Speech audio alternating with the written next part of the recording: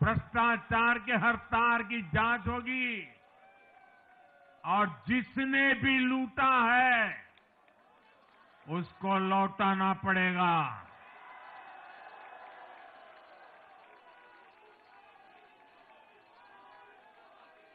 ये भी मोदी की गारंटी है।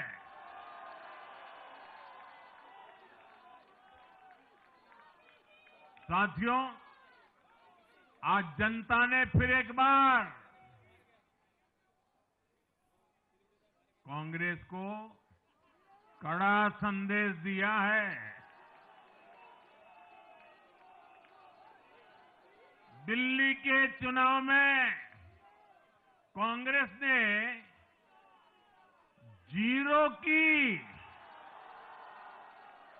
डबल हैट्रिक लगाई है।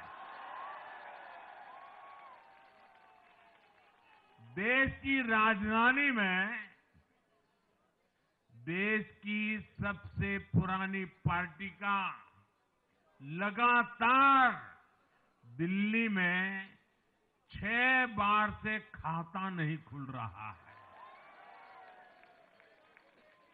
और ये लोग खुद को पराजय का गोल्ड मेडल देते फिर रहे हैं। सच्चाई ये है कि कांग्रेस पर देश बिल्कुल भरोसा करने के लिए तैयार नहीं है। पिछली बार मैंने कहा था कि कांग्रेस एक परजीवी पार्टी बन चुकी है।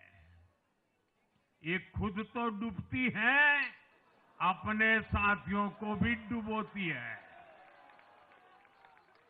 साथियों, कांग्रेस एक के बाद एक अपने सहयोगियों को खत्म कर रही है और इनका तरीका भी बड़ा मजेदार है।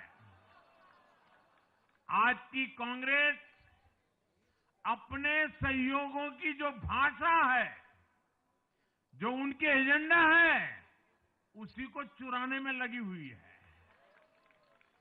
उनके मुद्दे चुराती है, फिर उनके वोट बैंक में सेंध मारती है। यूपी में कांग्रेस उस वोट बैंक को छीनने की कोशिश कर रही है जिस पर समाजवादी पार्टी और बीएसपी अपना हक मानती थी। मुलायम सिंह जी इसको बराबर समझ गए थे। इसी तरह तमिलनाडु में कांग्रेस आज डीएमके की भाषा डबल जोर से बोलती है। उनको डीएमके के वोटर को लुभाना करके खुद की हैसियत बनानी है।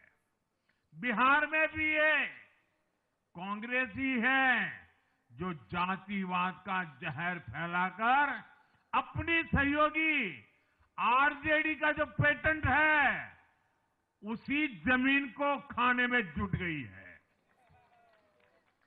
ठीक ऐसा ही हाल जम्मू कश्मीर, बंगाल में भी कांग्रेस ने अपने सहयोगियों का किया है।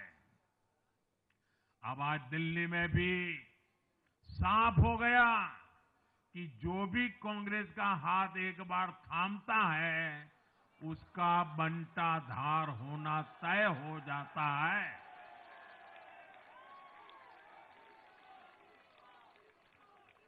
और जो राजनीति का अध्ययन करते हैं उनके लिए मैं आज एक काम छोड़ देता हूं। देखिए, इन्होंने 2014 के बाद 5 साल तक ये कोशिश की, हिंदू बनने की कोशिश की। मंदिरों में जाना, मालाएं पहनना, पूजा करना, भांति भांति की कोशिश की। उनको लगा कि ये करेंगे तो बीजेपी की वोट बैंक में हम सेंध मार करके कुछ ले आएंगे, लेकिन उनकी दाल गली नहीं। तो आपने देखा होगा पिछले कुछ वर्षों से उन्होंने वो रास्ता बंद कर दिया। उन्होंने माना कि ये भाजपा का क्षेत्र है, उसमें पैर नहीं डाल सकते। अब जाए तो जाए कहा।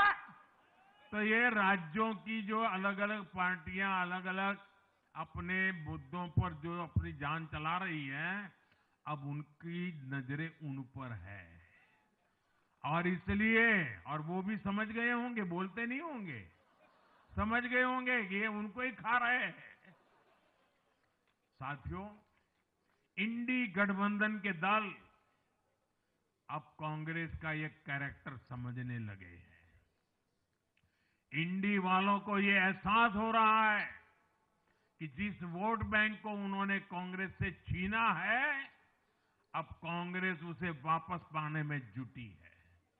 इसलिए दिल्ली में हमने देखा, इंडी के ही दलों ने एकजुट होकर कांग्रेस को हैसियत बताने की कोशिश की, अपने वोट बैंक को रोकने की कोशिश की।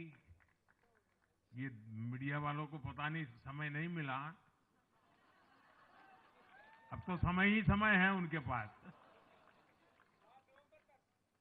इंडी गठबंधन पूरा दिल्ली में कांग्रेस के खिलाफ मैदान पे उतरा था,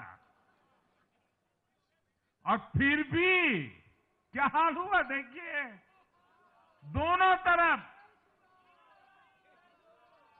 साथियों, वो कांग्रेस को रोकने में तो सफल रहे, लेकिन आपदा को बचाने में कामयाब नहीं हो पाए। साथियों, कांग्रेस का हाथ थामने वाले इसलिए भी बर्बाद हो रहे हैं क्योंकि आज कांग्रेस वो कांग्रेस नहीं है जो आजादी के आंदोलन के समय थी, जो आजादी के बाद कुछ दशकों तक थी। आज वो कांग्रेस नहीं है। आज कांग्रेस देश हित की नहीं, अर्बन नक्सलियों की राजनीति कर रही है। कांग्रेस के नेता जब कहते हैं वो भारत से लड़ रहे हैं, इंडियन स्टेट से लड़ रहे हैं, ये नक्सलियों की भाषा है।